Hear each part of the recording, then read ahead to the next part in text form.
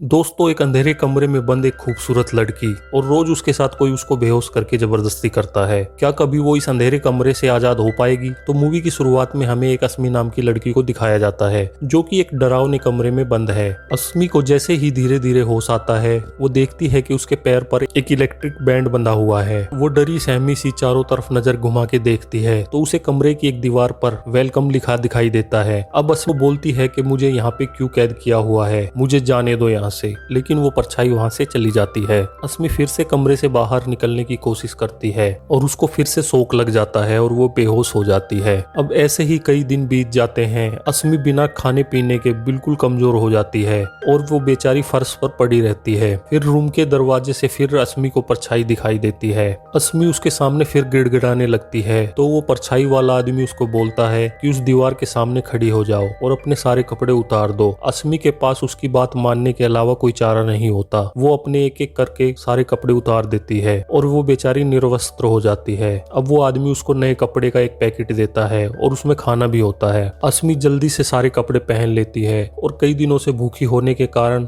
अस्मी पागल की तरह खाना खाने लगती है। वहीं सीन दूसरी ओर शिफ्ट होता है। एक कार से दो लड़कियां निशा और इंदु कहीं जा रही है। तभी उनको कार के सामने एक लड़की सड़क पर पड़ी हुई दिखाई देती है तो निशा और इंदु उस लड़की को अपनी कार में ले जाते हैं और इत्तेफाक से ये दोनों लड़कियां अस्मी की सहेली होती है। इंदु और निशा अस्मी को एक हॉस्पिटल में एडमिट करा देती है और कॉलेज टाइम में शिवा नाम का लड़का अस्मी से वन साइड लव करता था, उसको भी हॉस्पिटल वो बुला लेती है। शिवा दिल ही दिल में अस्मी से प्यार करता था और वो अस्मी की देखभाल करने के लिए हॉस्पिटल में आ जाता है। उसमें आने के बाद भी अस्मी को ट्रॉमा होता है। वो अपने माँ बाप के बारे में पूछती है लेकिन इंदु उसे बताती है कि तुम्हारे जाने के बाद तुम्हारे माँ बाप भी इस दुनिया में नहीं रहे और वो भी चल बसे। ये सुन के अस्मी बहुत रोने लगती है। अब इंदु शिवा को बोलती है कि मुझे घर जाना है और मैं अस्मी को अपने साथ नहीं रख सकती, क्या तुम अस्मी को अपने साथ ले जाओगे? शिवा अस्मी से प्यार करता था इसीलिए वो इंदु की बात मान लेता है। शिवा अस्मी को अपने घर ले जाता है। शिवा अस्मी के लिए खाना लेकर जाता है तो देखता है अस्मी फर्श पर पड़ी हुई है।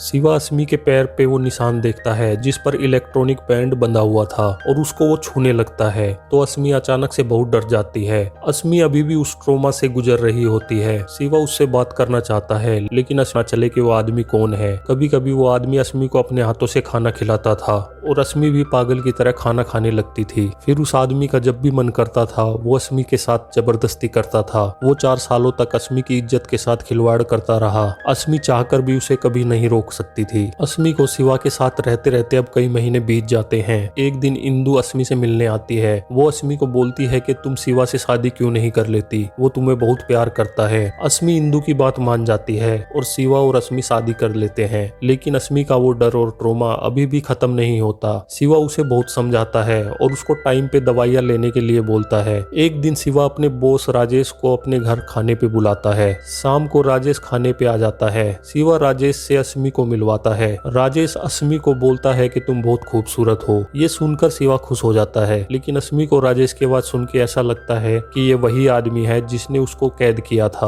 और खाना खाते टाइम भी अस्मी का पूरा ध्यान राजेश पर ही होता है। राजेश ड्रिंक ज्यादा कर लेता है, इसके कारण शिवा राजेश को अपने घर पे ही रोक लेता है। रात को अस्मी राजेश के रूम में चली जाती है और उसकी स्मेल को महसूस करने लगती है। उसको अब पूरा यकीन हो जाता है कि मुझे कैद करने वाला आदमी राजेश ही है। वो राजेश को बहुत मारती पीटती है और उसको एक कुर्सी पर बांध देती है और जैसे ही राजेश चीखता चिल्लाता है, अस्मी अपनी अंडरवेयर उतार कर राजेश के मुंह में ठूस देती है। वो राजेश से पूछती है कि तुमने मेरे साथ ऐसा क्यों किया, मेरी पूरी लाइफ तुमने बर्बाद कर दी, क्या तुम्हारी मुझसे कोई दुश्मनी थी? लेकिन तभी वहाँ पे शिवा आ जाता है। ये सब देख के शिवा अस्मी से पूछता है तुमने राजेश को यहाँ पे क्यों बंदी बना रखा है? अस्मी राजेश को बताती है कि इसने ही मुझे 4 सालों तक कैद रखा था। शिवा अस्मी को बोलता है कि तुम्हें जरूर कुछ गलतफहमी हुई है। लेकिन अस्मी शिवा को बोलती है कि मैंने इसकी आवाज पहचान ली है और उसने मेरे साथ 4 सालों तक जबरदस्ती की थी, उसे मैं कैसे भूल सकती हूँ। फिर वो बताती है कि उस आदमी की चेस्ट पर एक तिल था। शिवा राजेश की चेस्ट चेक करता है तो उस पर भी तिल होता है। अब शिवा राजेश को बोलता है कि तुम अपना जुर्म कबूल कर लो। लेकिन राजेश बोलता है कि अस्मी को जरूर कोई गलतफहमी हुई है और मैं तुम दोनों पर पुलिस कंप्लेंट करूंगा। लेकिन अस्मी उसकी कोई बात नहीं सुनना चाहती। तभी राजेश शिवा से बोलता है कि मुझे बाथरूम जाना है और अस्मी उसको बाथरूम ले जाती है। फिर शिवा अस्मी को बोलता है कि इंदु यहाँ आने वाली है, तुम जल्दी से ये सब खत्म कर दो। अब अस्मी राजेश से बोलती है कि मैं तुम्हारी वीडियो बनाती हूँ, तुम अपना जुर्म जल्दी से कबूल कर लो। शिवा राजेश के कान में बोलता है कि आप अपना जुर्म कबूल कर लो, जब आपको अस्मी यहाँ से जाने देगी तब मैं पीछे से ये वीडियो डिलीट कर दूंगा।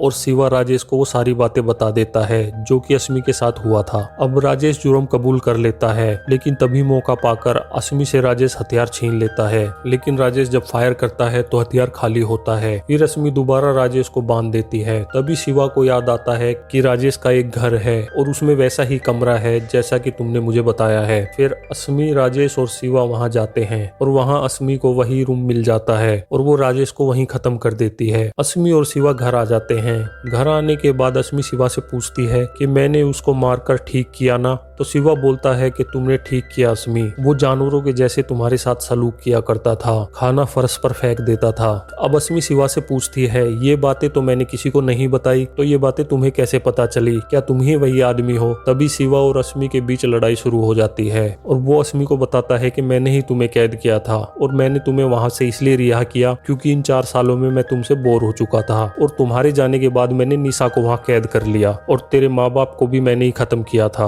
अस्मी ने राजेश और शिवा को ड्रिंक में कुछ दवाई मिला के पिला दी थी। इसके कारण शिवा थोड़ी ही देर बाद बेहोश हो जाता है। अब अस्मी भी शिवा को उसी कमरे में कैद कर लेती है जिस कमरे में कैद अस्मी थी और वो अब शिवा से अपने एक एक जुल्म का बदला लेने लगती है और यहीं अपनी स्टोरी खत्म हो जाती है।